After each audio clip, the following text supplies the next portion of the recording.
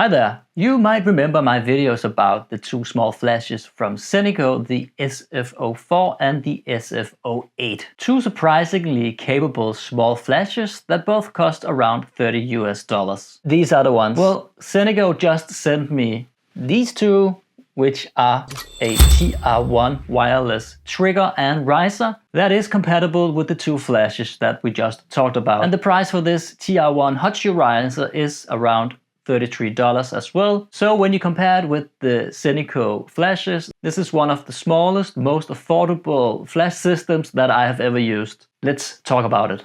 So the video I made about how you can use small flashes to take creative shots, of course talked about the positive with these small flashes, but also talked about some of the negatives. And as always, this video will be just the same. So the T1 is a wireless tiny trigger that also acts as a riser. So it can lift your flash slightly up over the hot shoe, but it can also work as a wireless trigger to fire flashes when you are taking a photo. That means no bulky triggers, no brackets, and no cables. Just a really easy, simple and clean setup. Back in my original review of the ZF04 and 08, we talked about how you can use these kind of flashes to get that hard-on kind of editorial look, and how overall this can just help spice up your photos, punch out some more contrast and some more bold colors. One issue that I did notice back then was that you can get lens shadowing when you use these small flashes. And this is simply just because that the flash is so close to the camera lens, so the lens will start making shadows when you take photos. You can avoid this if you take photos in a certain angle, but sometimes this is not possible, and then this can become an issue.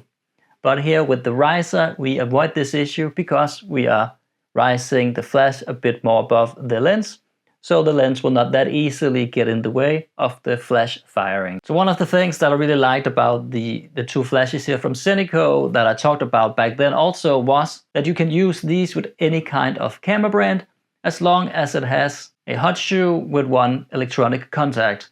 And most cameras do this these days. So I can use these flashes with my Sony camera, my Fuji camera, or even my Ricoh GR3X if I want to. And this makes this product really versatile because you can use it for all your cameras if you own multiple brands, and you don't have to go out and buy separate or individual flashes for each camera brand that you own, which is really nice. And another thing is, of course, that they are super easy to use. They don't have many buttons. You basically just put it in and then you can start using it.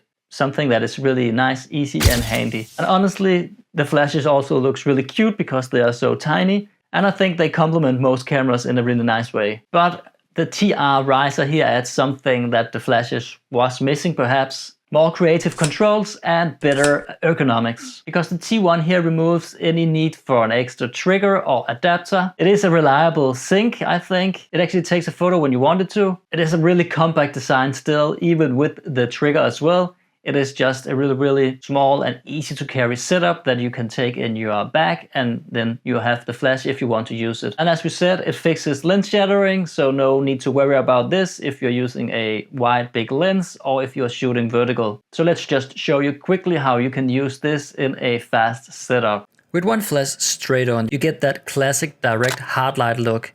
Flat, bold and full of punch. But the moment you move the flash off to the side, it becomes more dimensional. See how the shadows start to define shape and texture? That's the beauty of being able to move the flash with the T1 trigger. You can switch between these looks in seconds. So if you have two flashes like I do, you suddenly get a lot more flexible than what you did before. You can use one light on the camera and another one as a fill light or a hair light, or perhaps to light the background if you need to. And if you're going for that editorial kind of hard-on flash look that is really popular these days, then sometimes being able to take the flash off the camera and trigger it in another angle or in another position can actually help you achieve these kinds of results that you're hoping for. And especially for vertical shots, because if the flash is on the camera, the angle will start to get weird. So being able to take it off and position it in the way that you need it to be to get that hard-on look is a really nice thing to have. So yeah, this is a really quick video because the trigger more or less speaks for itself. Why you should have it if you already own the Zeniko flashes, or if you consider buying the Zeniko flashes, then why you might need to to add the trigger also to your cart before you click buy. Because the TR1 here trigger just makes the Zeniko flashes even more versatile and adds a lot of value to these really cheap but usable flashes already. For only around $33 US, it more or less completes this tiny, affordable, compact setup that punches way over its size and weight. If you want to check out the flashes or the riser, I will leave the links down in the description so you can go check them out. Thanks again to Sineo for sending me these triggers so I could test it out. Anyway guys, all there is left to say now is take care, and I will see you around. I'm the biggest in the game, I'm the one they talk about. Everybody know my name, my resume is loud.